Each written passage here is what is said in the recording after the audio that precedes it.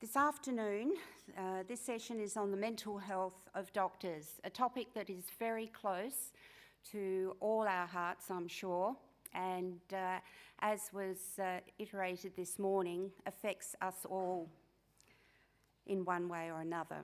We have a very distinguished panel here today of speakers who will be getting up and presenting for approximately 15 minutes.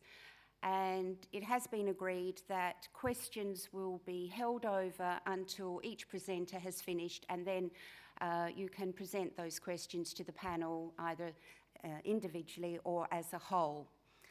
We have one empty seat, and we are hoping that Dr. Blonard-Hayes will join us to provide her expertise in this area during the course of this session. It's my pleasure to introduce Dr. Geoff Toogood, who's graduated from Monash University and completed training in cardiology, specialising in device therapy. He currently spends equal time between public practice at Peninsula Health and Alfred Health and private practice. Dr. Toogood holds appointments as a board member at Southwest Health and the Australian Council of Health, Safety, and previously held the position of Director of Cardiology at Peninsula Health. He is a long time and leading advocate for doctors' mental health, sharing his story of depression and anxiety. He is also Speaker Ambassador for Beyond Blue, where he shares his story with the general public. He has established 2 awareness initiatives and days: Suicide Awareness Swim, and this year was hashtag Swim2866, and Crazy Socks for Docs, hashtag Crazy Socks for Docs, an awareness day for doctors' mental health. Please join me in welcoming Dr. Geoff Toogood. Thank you. I'm not going to speak up here, and you'll be pleased there's no PowerPoint slides. There'll be no death by PowerPoint. Doctors don't get sick, do we? I'm sure patients have said that to you, and certainly doctors apparently don't get mental health illnesses. Not that we admit to ourselves.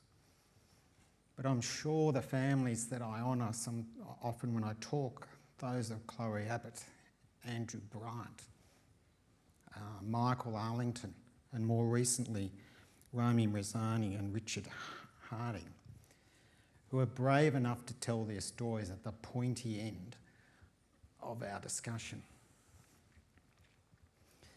It so easily could have been me, that person, for I was intensely suicidal. And I'd written, in fact, a suicide note.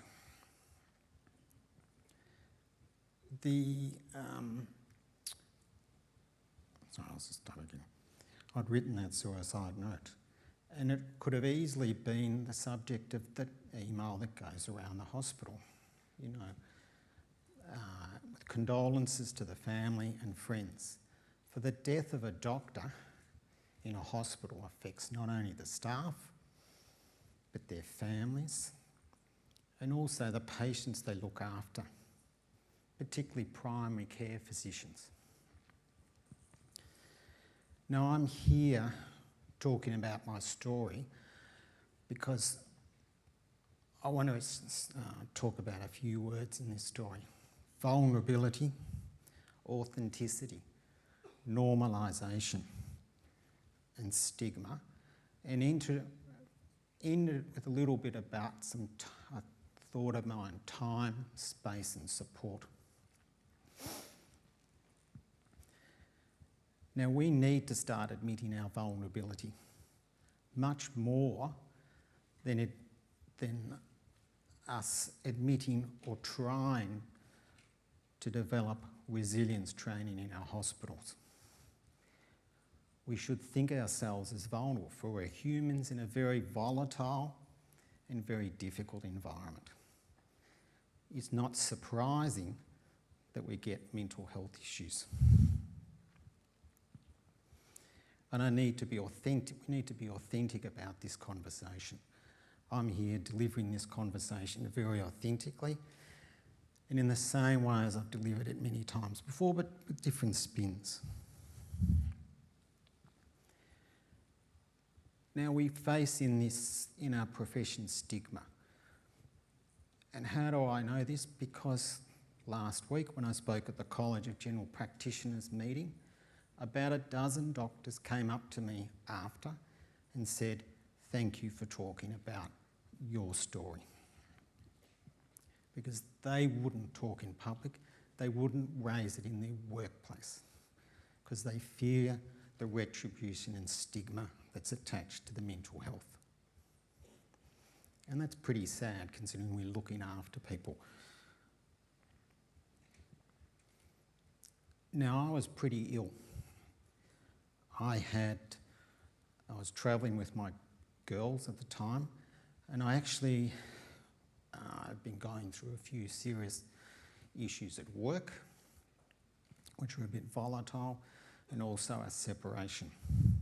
Kind of normal stuff and kind of trigger points for a middle-aged man, particularly middle-aged doctors and middle-aged men in general society. Some of the recent articles in the Weekend Australian and online highlight that very point. It's not just medicine, but it's outside.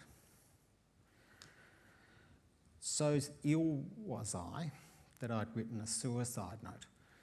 And in keeping with being a type A personality, I wasn't happy with the first draft and I wrote another one. I'm not quite sure why I wrote the second draft. I was reminded of it by the Australian article on the week or so ago. Now, sometimes I'm not quite sure what kept me alive at that time, and I think there was a few things. Firstly, it was a non-judgmental text from a friend who wasn't a doctor, by the way.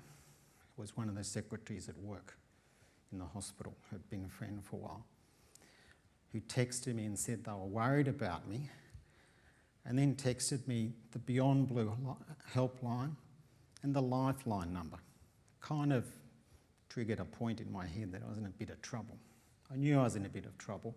I was already getting counselling at that stage, but I was spiralling completely out of control. There was nothing I could do. Also, a more senior anaesthetist had done a case with me when I came back, who also raised concerns and said, "Are you okay?" And then he said, "I'm going to take you away for a cup of coffee," and have a cup of coffee. Those two human things were very important in survival. There was one other thing, and it's kind of a bit sad, was that I was under so much pressure at that time and so stressed that I had either, and depends on the insurance company's view of this, an episode of transient global amnesia or had a minor TIA. That gave me an organic neurological reason to take some time off work. Prior to that, and I'm kind of going to say this in a vulnerable sense, it was difficult at one of the workplaces to get leave. I'm not quite sure why, but they did say it would impair your future employment because your reappointment's coming up in 6 to 12 months. So I didn't take time. Unfortunately, I had the neurological event.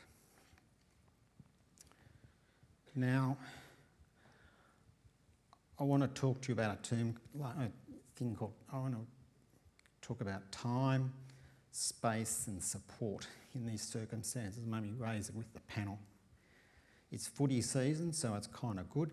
I know we're in New South Wales, but in Victoria, AFL kind of rules, and what we want to do at that stage is give the ball carrier time and space to make a decision, because they won't make as many mistakes if they're protected and supported.